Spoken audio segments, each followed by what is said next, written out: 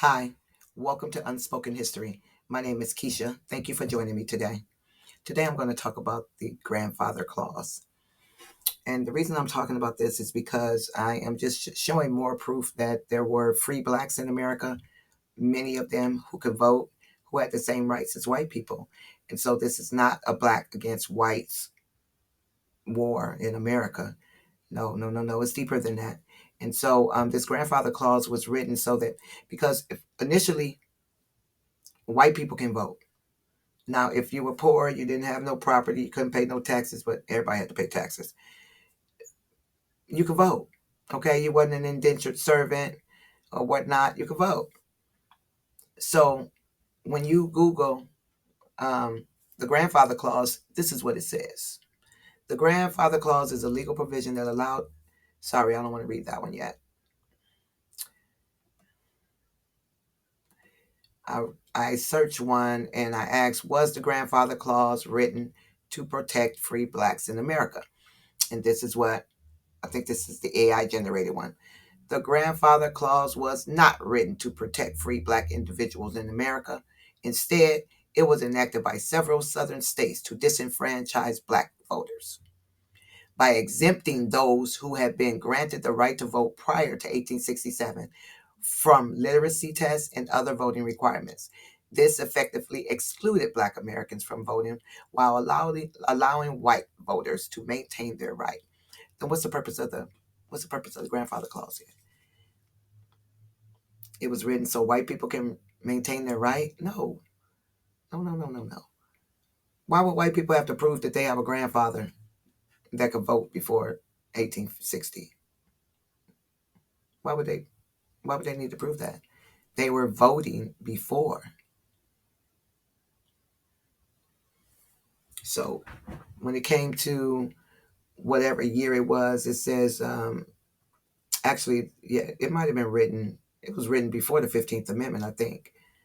But anyway, it was written to allow those blacks who could vote before they wrote these black codes and this Jim Crow stuff started so that they can continue to vote. And then, so let me prove it. And, okay, so where is, so there's a list of timeline. Here it is. Okay, so starting in 1700, that's 165 years before the Civil War. And here we are. The Constitution of the United States recognizes that the states had the power to set voting requirements. A few states allow free blacks to vote. And New Jersey also included unmarried and widow women who own property. Okay, so even at some point, you got enough money and you're a woman, you voting too. Okay, so it says generally states limited this right to property owning or tax paying white males. Okay, another hijack. Tax paying people, period. Georgia removed property requirements from voting. In 1790, the Naturalization Act of 1790 allowed free white persons born outside of the United States to become citizens. However, each state set its own requirements for voting. Vermont is admitted as a new state, giving the vote to all men, regardless of color and ownership or property ownership. This was in 1791. Vermont allowed blacks and whites to vote regardless of color or property ownership. New Hampshire removes property ownership as a requirement to vote. Kentucky, now this is 1792, so the Negroes are still enslaved, and there is some free blacks or some people that were indentured servant. They got done with their indenture, they started their life, free blacks, or they were plantation owners, they had slaves, and they can vote, free blacks. Kentucky is admitted as a new state. This is also in 1792. Admitted as a new state, giving the vote to free men regardless of color or property ownership. 1792. Although the vote would shortly be taken away from free blacks. Delaware removes property ownership as a requirement to vote, but continues to require that voters pay a tax. These black folks wouldn't have a problem paying their tax. They had money. 1798, Georgia removes the tax requirement from voting. Now, remember, these other people are in slavery. They're not even considered as voters. And then in 1800, only 3 states, Kentucky, New Hampshire, and Vermont, had universal white male suffrage. So it was basically then, by 1800s, these 3 states are saying, well, this is what they're saying. They're saying that um, it was strictly for white males. Okay, so, but this is not the case all over the United States, and probably nowhere in the United States, since, according to what I was reading in the video that I made about the Black Confederates and the Black slave owning families, um, according to the records, there was Black slave owning families in all of the states that had slavery. So therefore, these are prominent people in every state, and you mean just overnight, now all of a sudden you're going to take all their rights away and they've got the money? We know money talk, and that other stuff walks. So these were prominent people, rich people. They didn't take their right to vote away. That's not what happened. They wrote a grandfather clause. And the people writing that grandfather clause in the South, some of them could have been brown and black. I'm just saying. That was the timeline.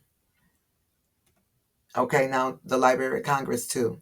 So if you don't, so somebody was just saying in one of my comments that a simple Google search would prove that what I was saying was wrong. Well, that's the problem. You just did a simple Google search and you said, oh, that's it. No. When you do a Google search, then you find out where that information comes from and you go look for that.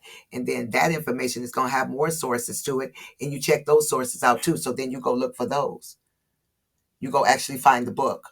And if it's free, you can read it. If it's not, you got to buy it. But just a Google search is not going to pull up what you need, especially when things are purposely being covered. So when you think you're going to go out there and read where hundreds of years this establishment has been lying to you, and all of a sudden you think you're going to go out there and just Google something that's going to tell you the truth? Well, I'm sorry, sir, ma'am, or whomever you were. That's just not how it works. Or we wouldn't be in this situation if experts were telling us the truth.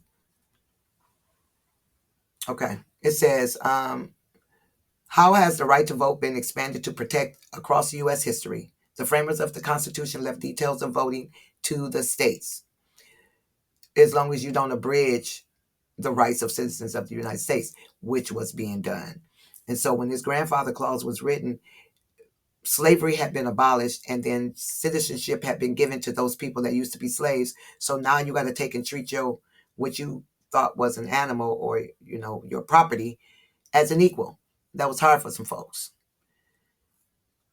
blacks and whites. So in order to keep those people down, but still allow everybody else that had their rights to vote in freedom and citizenship in America, to make sure everybody else didn't get caught in that, then they said, well, if you can't read, if you don't know the Constitution, you can't pay the tax. Well, you just made it illegal for those people to read for hundreds of years. Worked them for hundreds of years for free. And so they don't have no money and they can't read. And you know that already. And they ain't got no property because they've been slaves for 400 years. So you already knew it was going to be left out. Now, if poor white people get caught in that, oh well, they don't care about you either, poor white people. So this went on from 1898. 1898, and it didn't end. It was made unconstitutional in 1915. Because I do believe, well, I don't know if I wasn't there. So I don't know if white people got caught into this grandfather clause and if they couldn't point back to a grandfather before the Civil War, that means because they just got here. That would be that. And they didn't let no black people immigrate to the United States in the 1890s. Nobody was coming here from Africa and the Caribbean, only from Eurasia, Europe and Asia. Okay, so there you are with that grandfather clause. It says the grandfather clause was a legal provision that allowed individuals to bypass new voting requirements if they had the right to vote before a certain date, specifically aimed at preserving voting rights for white voters or for white and black voters that were free before these Civil War amendments were written. But this says white voters, and this is a simple Google search. I simple Google search the grandfather clause. I got the grandfather clause, and it still says, and it's still going to say that this was written to make sure that white people, anyway, this was so white people can be able to look back and I don't know why, but it just don't make sense to me. Maybe it don't make sense to you. I don't know. Because white people could vote. There was no problem for white people voting. There was no tax, no reading, no constitution, and all of that kind of stuff for white people to vote. So they didn't have a problem. They didn't need a grandfather clause. The grandfather clause was written for someone else because the people in slavery were black and the free people were black. And hey, I can look back and call off a grandfather. The great grandfather, great great grandfather, they probably had a whole bunch of grandfathers. So anyway, that's the grandfather clause. Um, it was written as a part of the Jim Crow laws to keep suppressing the newly freed Negro American citizen. So when you start getting into that war where you want to fight black against white, that's only for poor people, only for poor whites and blacks. You the only one fighting because they ain't. They sitting up laughing at us, laughing at you and me, whoever's fighting the wrong battle.